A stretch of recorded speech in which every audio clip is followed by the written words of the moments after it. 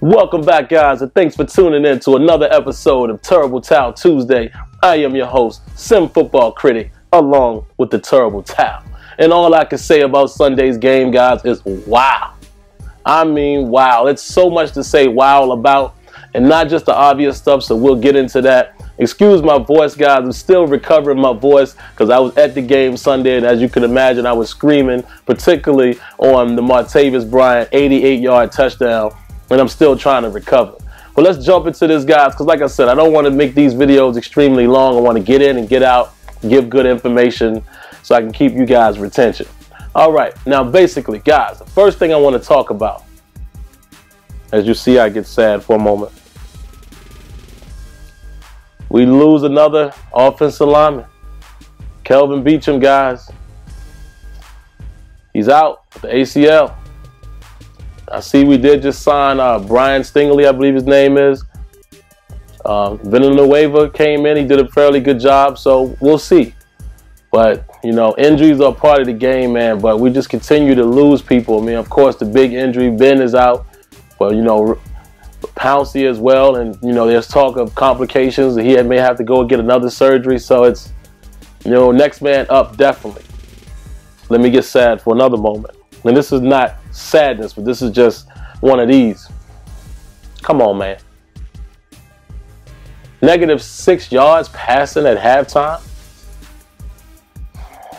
Actually, I think we did end up with 1 yard passing, but I know, and you guys saw it when I did the video from the field, we were at -6 yards.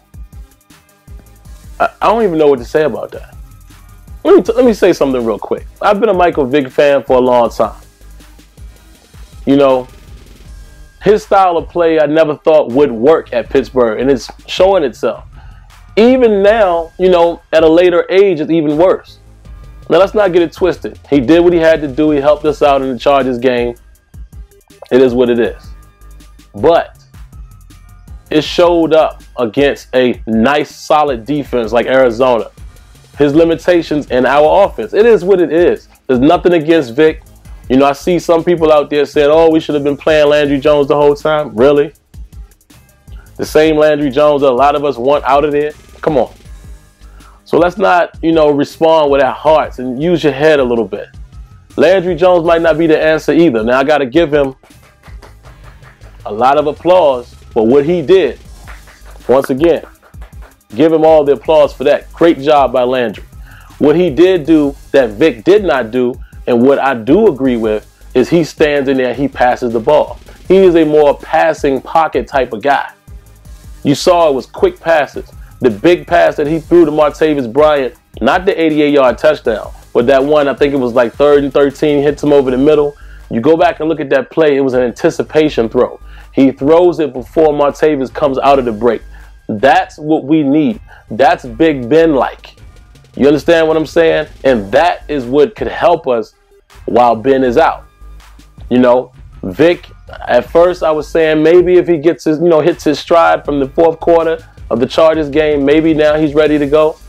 But right now, I honestly have to say you have to go with what Landry Jones is doing in the game and not necessarily preseason.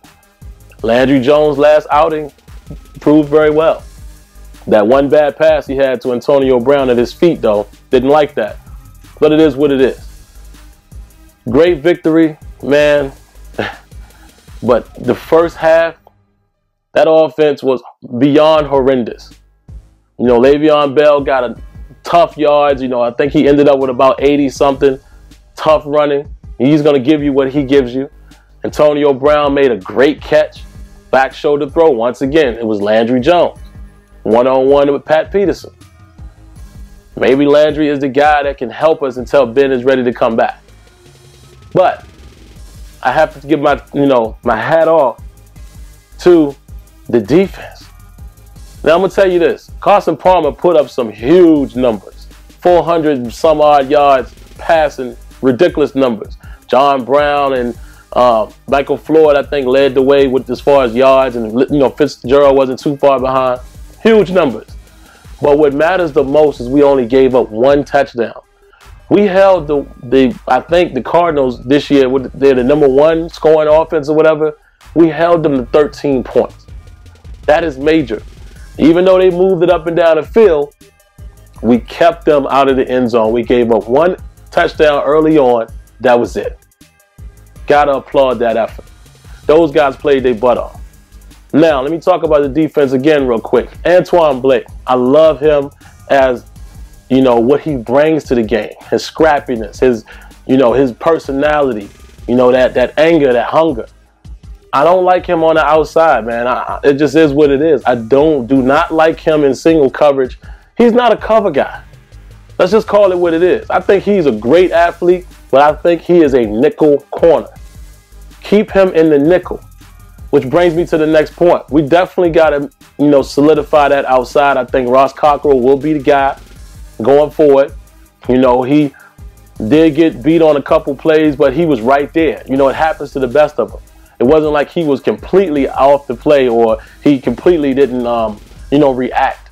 More so to where, you know, you see Antoine Blake, the way he played some of those balls, you got to, you know, scratch your head like, what were you doing? So Ross Cockrell is going to be okay. And also, you know, of course, William Gay, you know, he's playing pretty solid ball. But I still want to know what's going on with Brandon Boykin. What's going on with him? If anybody that sees this and you got more information, let me know. What is the deal with Brandon Boykin? Because he's playing on special teams. Why is he not getting any snaps on the defensive side of the ball? I don't know. Even in the nickel, that's where he, you know, shined in Philly. I don't know. Well, we got to work on that secondary a little bit. Mike Mitchell comes up with a huge play. Finally, an interception to seal the deal. And I love what Mike Mitchell said in his post-game interview. He said, you know, basically I read the offense. I read the offense, you know, from looking at film. I knew what they wanted to do, and he made the best of his opportunity. You got to love that. So I'm very encouraged, man, by what I saw. We are a resilient team, it looks like. You know, we are down men. We don't have our, you know, all of our weapons out there. Shazier's not in the game, you know, on defense, which I think is going to help us in the middle as far as, you know, covering ground, covering some of the guys out there as far as tight ends and such. You know, Jarvis Jones wasn't out there. Jarvis has been playing pretty well this year. You know, we're down men on both sides of the ball, and we still continue to produce. Great game, man. I mean, it was a great game to be at. You know, I'm not sure which game I want to go back to, but I definitely want to get back to the game. You know, maybe a Cincinnati game at home, something like that. That's going to be key. We got to keep winning. We got to keep winning because Cincinnati is not playing. Now, real quick, just to wrap this up, as far as next week at the Chiefs, looks like Vick is going to be out. I say give Landry Jones a shot. You know, don't rush Ben back unless he's ready, unless he really looks comfortable. His mobility is there because the Chiefs are the ones who hurt him before. And the Chiefs definitely, if they don't have anything else, they got pass rushers with Houston and Ali. So let's not rush him back. Now, I think we can beat the Chiefs, man. The Chiefs definitely don't look like a ball club right now that, you know, are going to beat up anybody. I think we have a great chance. They don't have a huge threat on offense. Jamal Charles is out. But, you know, we're going into Arrowhead. Anything can happen. It's the NFL. But I say give Landry Jones a try. Give him a try. Don't rush Ben back. And let's see what we got. But other than that, man, it was a great game. I'm very proud of this team, man. They're turning the corner. They're starting to look like something. So, all right, guys, that's all I got, man. Definitely leave your thoughts. Leave your comments. I promise you it won't hurt you to hit that like button. And I definitely got to get one of these going both ways here as I'm hitting stuff in here in the studio. But, yeah, love it, man. I love it. All right, so I'll be back at you guys soon. Like always, let me know what you think. Once again, guys, thanks for coming by. And if you want to interact with me live, head on over to Sim Standard Radio every Thursday night at 8 p.m. Eastern, along with Smitty and Azure Effect. The call-in number for the show is down in the description. Now, of course, for more content, go ahead and click the link above. And before you go, don't forget to rate, comment, and subscribe. All right, guys. Until next time, lights out.